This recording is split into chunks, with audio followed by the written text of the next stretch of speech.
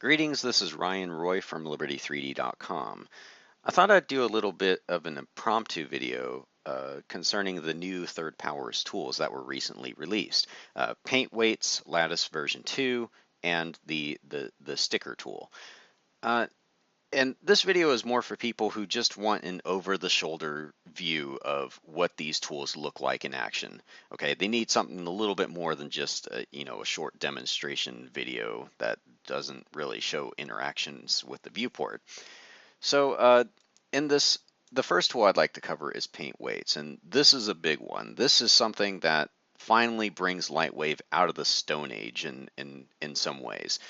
So what I have here is I have a plane, and it's set up so that whenever a weight map is applied, it will raise the terrain and change its texture. And this is something that people would do, but well, let me show you what the problem is. So if I wanted to use a weight map to make changes to this terrain, well, we would need to jump into Modeler. Okay, and I already have a weight map set up, my weight, and we would just airbrush this weight in. Okay, I would save my changes, jump back into layout. Okay, and those changes are made. But like if I want to be able to see my work while I'm making these changes, it's kind of, well, it's hard. It is not very convenient at all.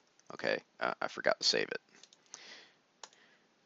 Okay, so what the Paint Weights tool does is basically cut Modeler out of the picture entirely. So I'll delete all the weight maps on this plane and go back into layout. And let's use the Paint Weights tool. All right, so immediately we can see that the first weight map in this plane is selected in the name field, and this weight map is what is going to be affected by all of these tools found in this panel. Okay, so if I take my brush tool, size it with the right mouse button, and I do some painting, okay, we can see that our influence is outlined by this wireframe, and I'm holding down the left mouse button right now, and the moment I release it, it applies that weight map.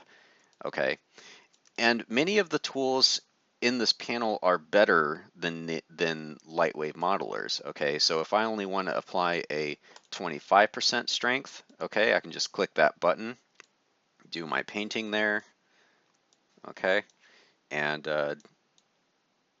you can just paint away. And if you want to save these changes, you can either have it save it for you, okay, or you can just save your object as you would normally by going into the save, save all objects. All right, and your weight maps would be put in place prim and proper. For weight painting, you'll typically be using the brush tool in order to get things put into place. But there are other tools available. For example, you can use the pen to apply the value directly. You can use the blur tool to smooth things out between 2 points. Okay, and I'll set this to a strength of 100 so that it gets maximum influence. Smooth that out nicely. You can use linear gradients you can hold down the mouse button, click and drag, and you get a nice smooth gradient as you would expect. All right, and the fill tool basically acts like the bucket tool in 2D painting softwares, so that you can apply the change to everything, the entire object basically. You can also select between different objects in the scene just by going select object mode. I'll select this different plane over here, and we can go ahead and do our work. Not a problem. You also have a show weights option, which shows you the numerical value of the weight map. So we have the plateau here, which is set to 100%, and the bottom here, which is set to 0%. And the black points represent they represent parts of the object which are not weight mapped at all. They don't even have a 0% value. So that can be very useful at times. Some of the other tools here do almost exactly as you would expect. Pen selection allows you to select certain points on your object, and you can go in and use the other tools, and they will paint only on the points that you have selected. Now, you might be wondering what these C buttons are for. Think of these as being favorites. Uh, if you look in the Edit pull-down menu, you'll notice that these are labeled C1, C2, C3, C4, and C5. And you can change which one of these options appear or operate with these buttons because the 3rd powers developers realize that not everybody is going to be using the same tools at the same frequencies. So this was a way of appealing to the most users possible. I feel the defaults are pretty good where they are, but you can change them to whatever you want. So if you're normalizing a whole lot, you might want to temporarily change one of these C buttons to do just that. So I can go Lasso Selection and then C1, which stands for Expand Selection. I'll just press this a few times and it does that as you would expect. Let's take a look at using the Paint Weights tool on an actual character rig. Now, I've purposely removed all of the weight maps from this character so that only the base influence of the bone is in effect. And you can see that this alone is not enough to complete a character rig. You can see that there's problems with the legs deforming, the body is bending when it shouldn't be, and parts of the character like this horn, they move the body when they should not. So you need weight maps to address these problems, and normally you would do this work in Modeler, but now you can do it completely in Layout. So let's focus on, let's do the legs of this character first. The first weight map I want to make is the foot left. Okay, so in order to get the left foot going, I'll just use the fill tool at 100% strength and do it that way. Okay, and my weight map is created. I don't have to do anything else. Now I can go leg dash left. Okay, and I'll use the fill tool again and just fill in. I'll just select the polygon islands of the character that comprise his foot. And since the joint that couples the body with the leg is kind of a rubbery substance, I actually want to use the brush tool and make sure that no depth is enabled so that my brush strokes will they will pass through the character. Okay, so you can actually see that my brush stroke passed through the character. I got a little bit of the body that part of the body that I didn't want to, but I'll just erase that away. Okay, and it looks like I got a little bit too much. So I'll erase and disable no depth, and I can just fine tune this weight painting so that it only deforms the parts of the character that I want it to deform. Okay, that should be good enough for now. So I have the foot and I have the leg. Now, if I wanted to take these two weight maps and mirror them over, you know, it's not a problem. You can just use the mirror weights tool using the naming conventions that your character uses, and I'll hit OK, and now I have right side weight maps. Okay, very convenient there. It's also worth noting that you can select bones directly within the tool as well. So if you wanted to change the weight maps around, you can do that using the change settings for bones option, or in this case it's the C4 button as well. So you can choose your weight map and be on your way. It's important to note that these tools can be used on deformed characters. So if you find problem areas, armpits often being the case, you can deform your character, make your brush strokes and take a look at the result, and it just works. All right, as we can see before and after. One of the features of the Paint Weights tool that I'm most excited about is the transfer weights option. Now, it's not obvious at first glance, but this is a huge deal because if you have characters who need to wear different pieces of clothing, okay, let's say that you have this clothing model for this particular character, but the problem is when you change geometry on your character, you lose all the weight mapping that you did. And so if I replaced this character with the suited version, you can see immediately that the bones are not influencing this mesh at all because it hasn't been weight painted at all. So what you can do now is I'll move this character back to the origin center, okay? And with this character still selected, I'll go into the Paint Weights tool set, and I'm going to transfer all of the weights from the original character to the suited version. So I'll hit OK, and now all of these weight maps are in place. Okay, it happens very quickly. So now what I can do is replace this character with the suited version. Okay, and now the suit moves with the character. Okay, I didn't have to do any manual work to get this going.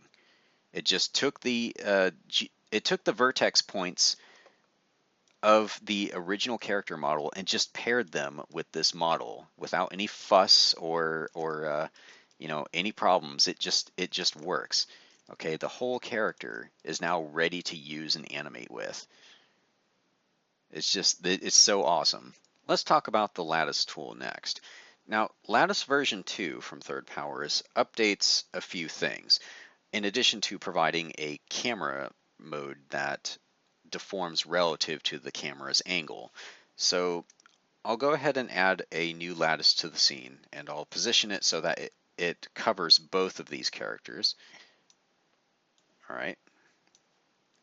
And if I go into Lattice Edit and try to deform these characters, of course it's not going to work because the characters they're not assigned to this lattice.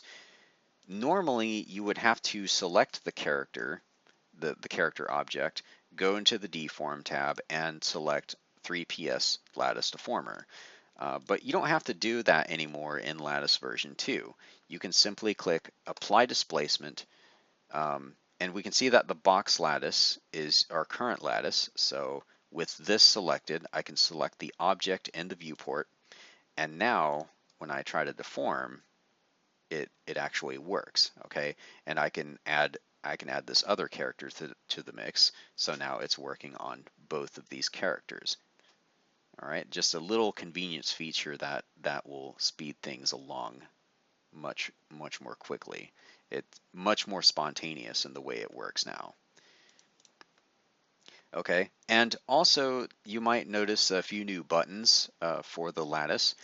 So we can now rotate the lattice and twist it along a very use twist or twist body, which is a more smoothed out result. And we can inflate and deflate, so that pulls and pushes the points inward and outward as you would expect. And the erase function, the erase brush, it actually was not present in the earlier version of the Lattice tool, so that's a nice little addition there.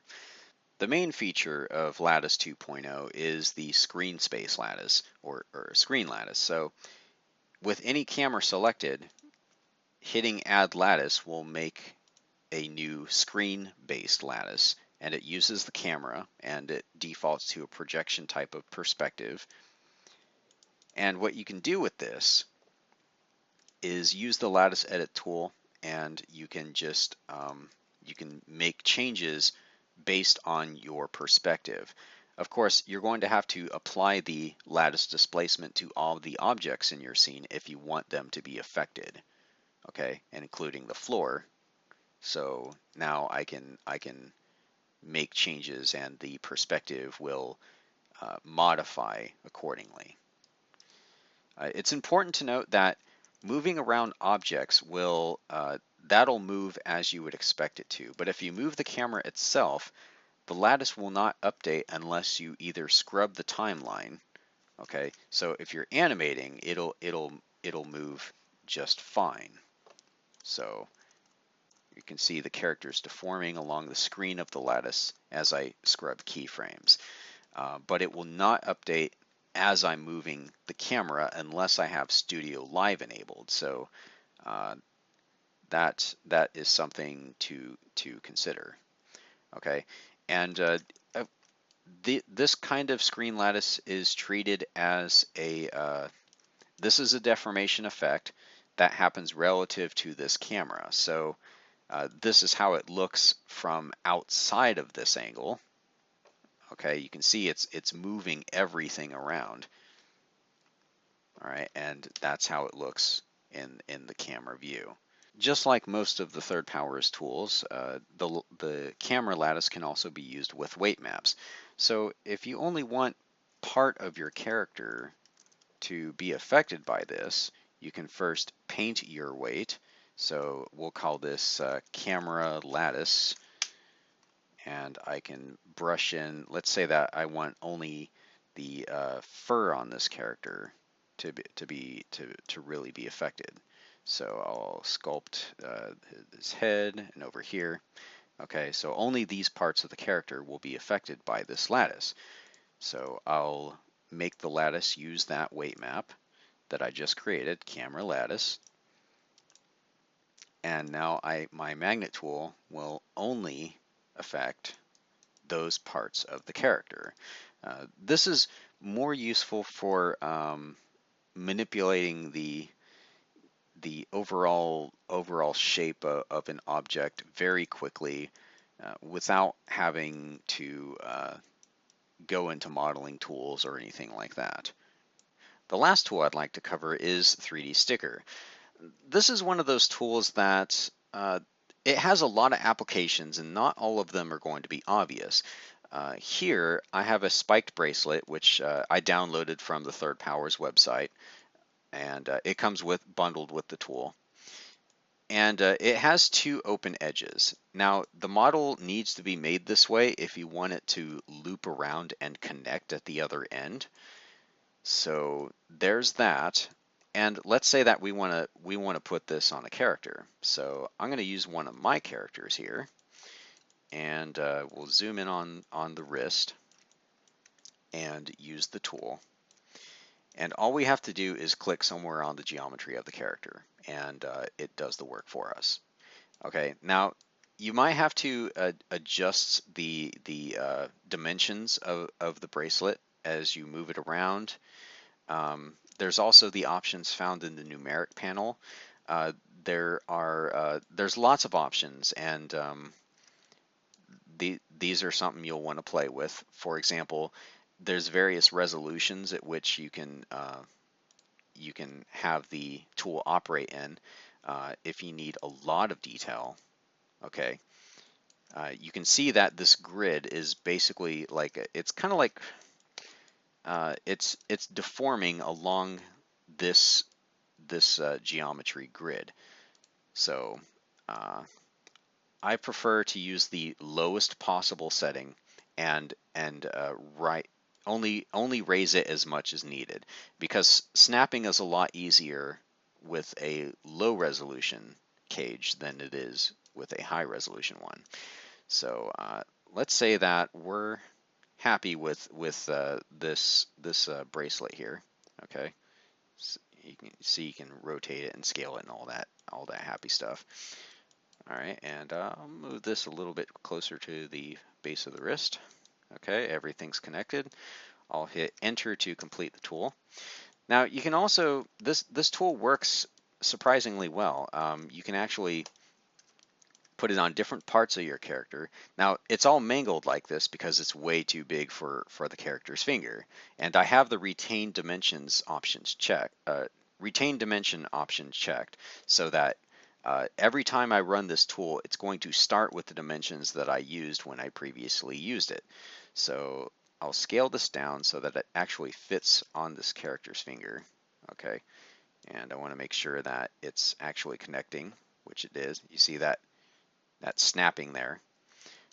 Okay, and let's put a impractical spiked ring on every finger of this character. Well, 3D sticker, click, and I might need to rotate a little bit, scale it so it snaps.